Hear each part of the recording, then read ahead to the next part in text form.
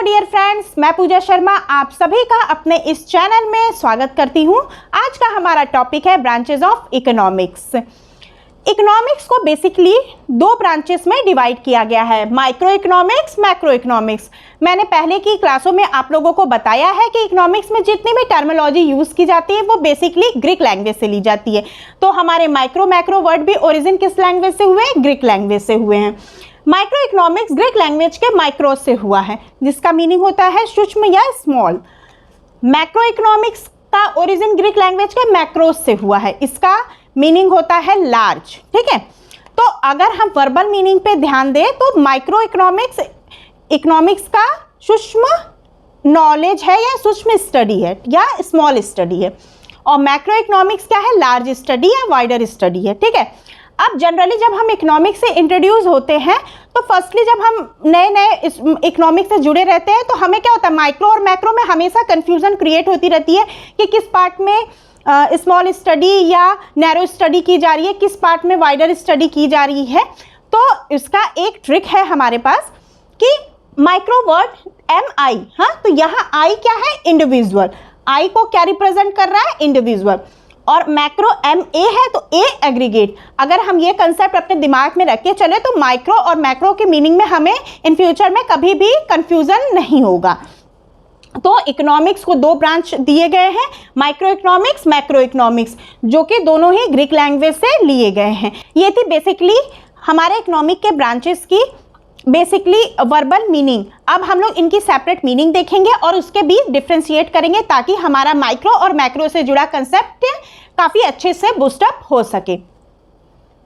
Meaning of micro economics, आइए देखते हैं। It is a branch of economics which studies behavior of individual economic agents like individual producer and individual customer। जैसा कि हम लोगों ने वर्बल मीनिंग में देखा कि माइक्रो का वर्बल मीनिंग क्या है? स्मॉल या सूक्ष्म। हाँ, तो इकोनॉमिक का वो पार्ट जिसमें हम लोग इंडिविजुअल स्टडी, यहाँ पे लिखा हुआ है हमारा इंडिविजुअल स्टडी कर रहे हैं, वो क्या कहलाता है? Micro economics. अब इंडिविजुअल स्टडी की ज़रूरत हमें क्यों पड़ी? क्योंकि जब अगर हम मार्केट में किसी प्रोडक्ट की प्राइस डिटरमाइन करने के लिए हम लोग generally law of demand, law of supply को देखते हैं। ये सारी स्टडी कहाँ की जा रही है? हमारे माइक्रो इकोनॉमिक्स में, क्योंकि एक प्रोडक्ट की हम प्राइस वैल्यू डिसाइड कर रहे हैं, किसी एक प्रोडक्ट की डिमांड देख रहे हैं, किसी एक प्रोडक्ट की सप्लाई देख रहे हैं। तो बेसिकली ये जो माइक्रो इकोनॉमिक्स है हमारा सिंगल प्रोड्यूसर को हेल्प करता है। कैसे हेल्प करता है? क्योंकि कोई भी प्रोड्यूसर का मेन मोटिव क्या होता है? ज़्यादा से ज़्यादा प्रॉफिट अर्न करना। तो माइक्रो इकोनॉमिक्स की थ्योरी के बिहाफ पे वो क्या करता है? मार्केट में अपने जो प्रोडक्ट्स हैं उसकी प्राइस वैल्यू डिसाइड करता है, उसकी वैल्यू डिसाइड कर पाता है या उसकी प्राइस डिसाइड कर पाता है थ्रू माइक्रो इकोनॉमिक्स। तो माइक्रो इकोनॉमिक्स में हम लोग क्या करते हैं? इंडिविजुअल इकोनॉमिक स्टडी करते हैं, जिसमें फॉर एग्जांपल अगर हम देखें तो law of demand, law of supply, ये सारी चीज़ें स्टडी की जाती है। अब हम लोग मैक्रो इकोनॉमिक्स की मीनिंग देखते हैं। Meaning of macro economics, a branch of economics that study how an overall economic behave. जैसा कि मीनिंग में ही डिनोट हो रहा है, ये क्या है? ओवरऑल, मतलब एक एग्रीगेट स्टडी है।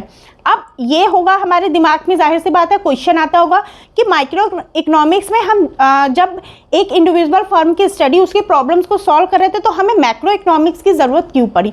क्योंकि अगर हम ये कंट्री वाइज अगर एक जज करना हो कि क्या हमारी कंट्री में ग्रोथ हो रहा है, क्या हमारी कंट्री का नेशनल इनकम बढ़ रहा है, क्या हमारी कंट्री में अनएम्प्लॉयमेंट बढ़ रहा है, क्या हमारे जो गवर्नमेंट ने हमारे लिए प्लान ले आए तो क्या वो हमारे लिए फ्रूटफुल हुआ, क्या वो उसका हमें बेनिफिट मिल रहा है, ये सारी स्टडी करने के लिए हम बेसिकली मैक्रो इकोनॉमिक्स के साथ जाते हैं। क्योंकि ये क्या है, इकोनॉमिक्स की एक एग्रीगेट स्टडी है। जैसे इसमें हम लोग नेशनल इनकम निकालते हैं। नेशनल इनकम क्या रिप्रेजेंट करता है, हमारे कंट्री की इनकम को, जो कहीं ना कहीं हमारे कंट्री के ग्राफ को अप ले जाएगा। अगर नेशनल इनकम ज़्यादा होगी तो हमारे कंट्री का ग्राफ ज़्यादा होगा। ये हम लोग कहेंगे कि हमारी कंट्री डेवलपिंग से डेवलप की तरफ जा रही है। तो अगर हमें एक कंट्री वाइज ग्रोथ देखना है, एक कंट्री वाइज ये देखना है कि जो गवर्नमेंट ने प्लान इंप्लीमेंट किए उसका रिजल्ट क्या हुआ, तो हम लोग मैक्रो इकोनॉमिक्स के तरफ जाते हैं। क्योंकि इसमें हम लोग क्या पढ़ते हैं, नेशनल इनकम पढ़ रहे हैं, बजट पढ़ रहे हैं, जो कि गवर्नमेंट कितना एक्सपेंडिचर कर रही है, कितना अर्न कर रही है, ये सारी चीज़ें पढ़ रहे हैं। फिर उसके बाद हम लोग बैंक पढ़ रहे हैं, तो ये देखते हैं कि बैंक प्राइस वैल्यू कैसे कैसे सारी चीज़ों को, इंटरेस्ट रेट है, सारी चीज़ों को कैसे इफ़ेक्ट कर रही है। तो जब अगर हम इकोनॉमिक्स की एक एग्रीगेट स्टडी करते हैं तो हमें मैक्रो इकोनॉमिक्स के थ्योरी की तरफ जाना पड़ता है। ये थी बेसिक हमारे माइक्रो और मैक्रो की मीनिंग। अब हम इसमें डिफरेंशिएशन भी कर लेते हैं ताकि हमारा जो माइक्रो और मैक्रो इकोनॉमिक्स का कंसेप्ट है वो अच्छे से बूस्टअप हो सके। फर्स्टली हमारा जो माइक्रो इकोनॉमिक्स और मैक्रो इकोनॉमिक्स का डिफरेंस है, माइक्रो इकोनॉमिक्स में हम लोग क्या करते हैं, स्टडी इंडिविजुअल इनकम। मतलब हम पहले से ही हम लोग देख रहे हैं कि माइक्रो का मीनिंग क्या है, इंडिविजुअल। इसमें हम इंडिविजुअल की इनकम को जज करते हैं। और मैक्रो इकोनॉमिक्स एग्रीगेट स्टडी है, तो इसमें हम लोग क्या करते हैं, स्टडी नेशनल इनकम। इसमें कंट्री की पूरी टोटल इनकम को देखा जाता है। फर्स्ट डिफरेंस हमारा माइक्रो और मैक्रो में ये है। Second one is analyses demand and supply of labour.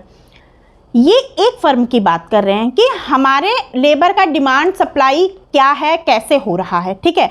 लेकिन अगर हम कंट्री वाइज देखें तो टोटल एम्प्लॉयमेंट देखेंगे जब, तो वो क्या होगा, वो एक मैक्रो इकोनॉमिक्स होगा। यहाँ पे एक सिंगल फर्म या एक ग्रुप ऑफ सिंगल फर्म की स्टडी की जा रही है, ये पूरे कंट्री की स्टडी की जा रही है। Next one is micro economics deal with house hold and firm decisions. Micro economics क्या होता है, हाउस होल्ड और फर्म, मतलब सिंगल हाउस होल्ड या सिंगल फर्म के डिसीजंस को लेता है।